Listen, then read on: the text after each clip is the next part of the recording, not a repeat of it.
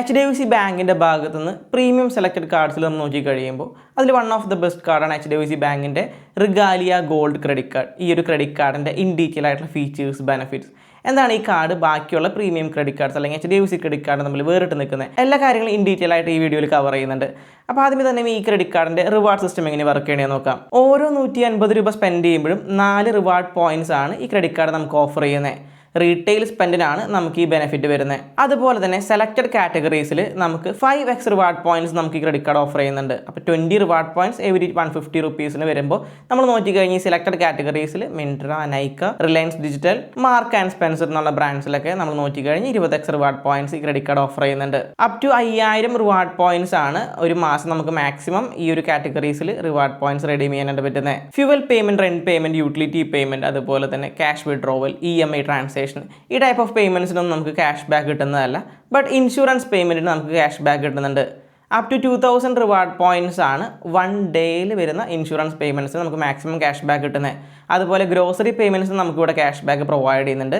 2000 reward points ആണ് നമുക്ക് ഒരു മാസം മാക്സിമം റെഡീം ചെയ്യാനായിട്ട് പറ്റുന്നത്.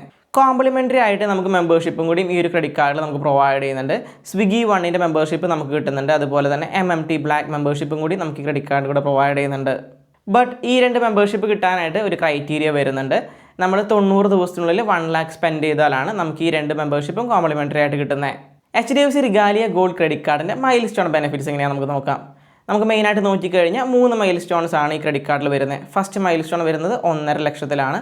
1.5 ലക്ഷം രൂപ ക്വാർട്ടറിൽ നിങ്ങൾ ഈ ഒരു ക്രെഡിറ്റ് കാർഡ് വഴി സ്പെൻഡ് ചെയ്ത് കഴിഞ്ഞാൽ 1500 രൂപയുടെ വൗച്ചറാണ് നമുക്ക് കിട്ടുന്നത്. നമുക്കിതിൽ മാരിയുടെ വൗച്ചർ സെലക്ട് ചെയ്യാനായിട്ട് പറ്റും, മിൻട്രയുടെ വൗച്ചർ സെലക്ട് ചെയ്യാനായിട്ട് പറ്റും, അതുപോലെ തന്നെ മാർക്ക് ആൻഡ് സ്പെൻസറിൻ്റെ വൗച്ചറും കൂടി നമുക്ക് സെലക്ട് ചെയ്യാം.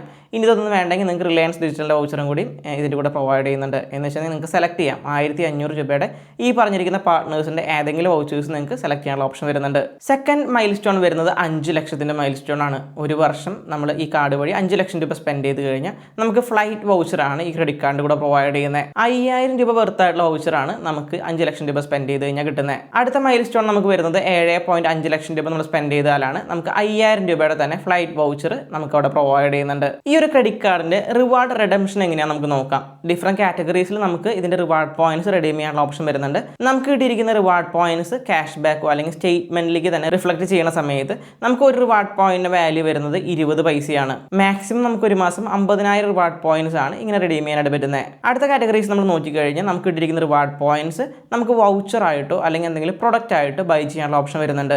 അങ്ങനെ വരുമ്പോൾ നമുക്ക് ഒരു റിവാർഡ് പോയിന്റ് വാല്യൂ വരുന്നത് 35 പൈസയാണ്. 70% വരെ റിവാർഡ് പോയിന്റ്സ് വഴി നമുക്ക് ക്ലെയിം ചെയ്യാനായിട്ടുള്ള ഓപ്ഷൻ വരുന്നുണ്ട്. ബാക്കി വരുന്ന പെർസെൻറ്റേജ് നമ്മൾ നമ്മുടെ കാർഡ് വഴി പേയ്മെൻറ്റ് ചെയ്യേണ്ടതായിട്ട് വരുന്നുണ്ട്. എക്സ്ക്ലൂസീവ് കാറ്റഗറി റിഡംഷനും കൂടി ഈ ഒരു ക്രെഡിറ്റ് കാർഡിൽ വരുന്നുണ്ട്. അത് നമ്മൾ നോക്കിക്കഴിഞ്ഞാൽ പ്രീമിയം ബ്രാൻഡിൻ്റെ പ്രൊഡക്റ്റൊക്കെ നമുക്ക് റിഡീം ചെയ്യാനുള്ള ഓപ്ഷൻ വരുന്നുണ്ട്.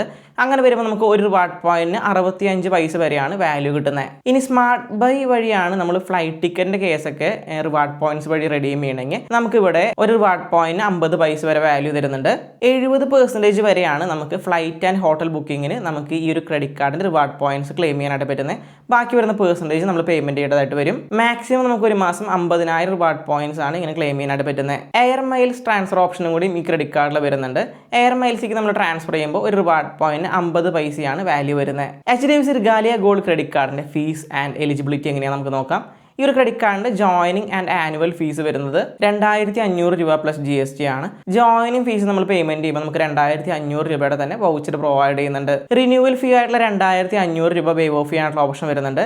ഇയർലി സ്പെൻഡ് 4 ലക്ഷം രൂപയ്ക്ക് മേലെയാണെങ്കിൽ 2500 രൂപ പ്ലസ് GST വേവ് ഓഫ് ചെയ്ത് കിട്ടുന്നതായിരിക്കും. ഈ ക്രെഡിറ്റ് കാർഡിൻ്റെ എലിജിബിലിറ്റി നമ്മൾ നോക്കിക്കഴിഞ്ഞാൽ 3 ടൈപ്പ് ഓഫ് ആൾക്കാർക്കാണ് ഈ ക്രെഡിറ്റ് കാർഡ് അപ്ലൈ ചെയ്യാനായിട്ട് പറ്റുന്നത്. സാലറി ആൾക്കാർക്ക് ഈ ക്രെഡിറ്റ് കാർഡ് അപ്ലൈ ചെയ്യാം. അതുപോലെ തന്നെ സാലറിഡ് ഗവൺമെൻറ് സ്റ്റാഫിന് ഈ ക്രെഡിറ്റ് കാർഡ് അപ്ലൈ ചെയ്യാം.